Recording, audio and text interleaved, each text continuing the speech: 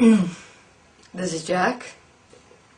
Alright, I was discussing the point with regards to the relationship between the dimensional, interdimensional beings in existence with Anu himself and the race Annunaki, where the relationship was the dimensional, interdimensional beings literally experiencing a mixture of fear and respect, and Anu literally living his expression of superiority, godhood, dominance, and power.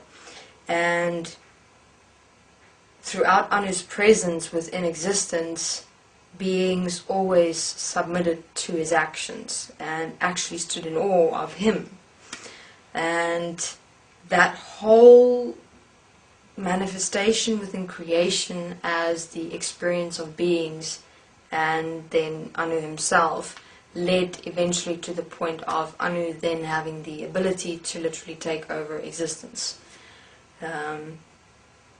without much resistance. And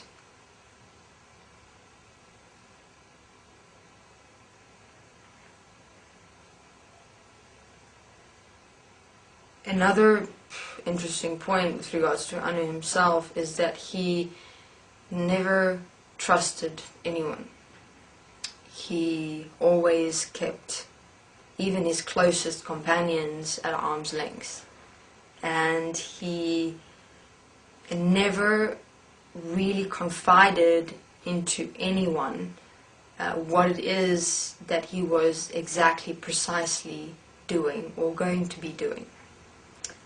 He always presented only half the story, so to speak.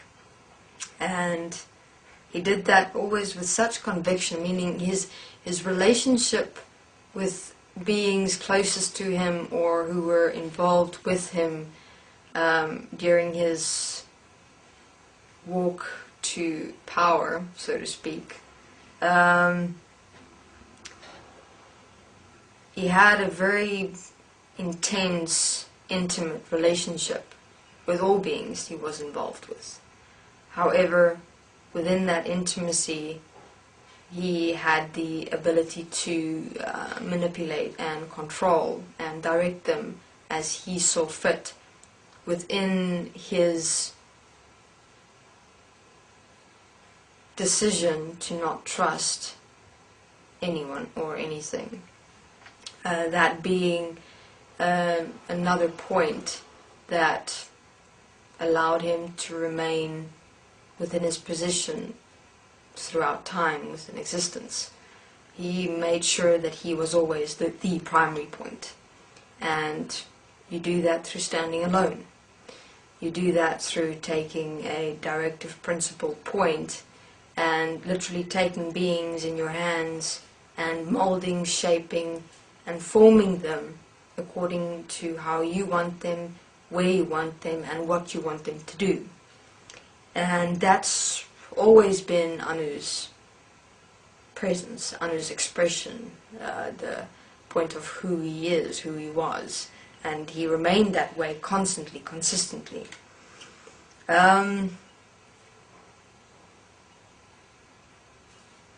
He also had a very fascinating trait of trusting him very easily, which is quite fascinating because within his presence, beingness,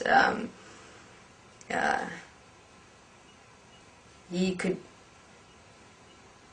maneuver his own behavior, his own voice, mannerism in such a way that beings are literally drawn to him. And he basically draw beings to him, almost into him, and beings would trust him absolutely, but he would always ensure that they remain at bay, meaning they were like his minions that he could control, direct, and manipulate as he saw fit. And the point of the controlling and the manipulation and directing them according to how he saw fit was done as a form of self-protection. That's why he didn't trust anything or anyone. Because he basically understood that if he wants to succeed in what he has to do, he has to be able to stand alone, and yet within that aloneness have absolute control and directive principle of everything and everyone within existence. And he created himself to be able to stand in such a way. Understand that Anu wasn't born and bred as he existed, as who he is or who he was within existence. He actually created himself to be able to stand as he did, and to be able to do what he did and how he did it.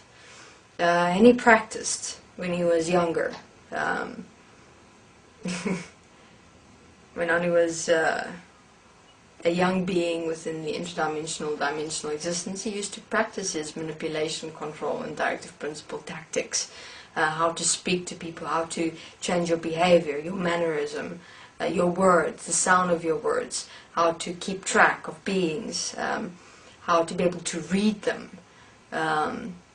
So he had a very good eye for deception, because he was the primary deceiver within existence in its entirety. And you can't deceive the almighty deceiver, so to speak. So in essence, he became what he required to protect himself from, so to speak. So he could see deception from a mile away, because he literally practiced in all form of deceptive tactics.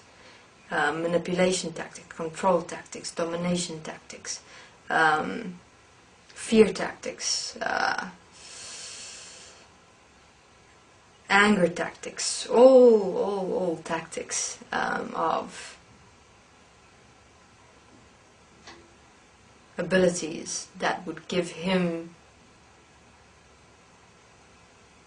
the power to control, direct, and manipulate anything or anyone, and that no one can control, manipulate, deceive him. And he succeeded in that very sufficiently. I mean, he walked that up to when the human civilization was quite established here on Earth. Alright, so that's just a few insights, personal views on Anu and his being and who he was. We'll continue in the next interview. Thanks.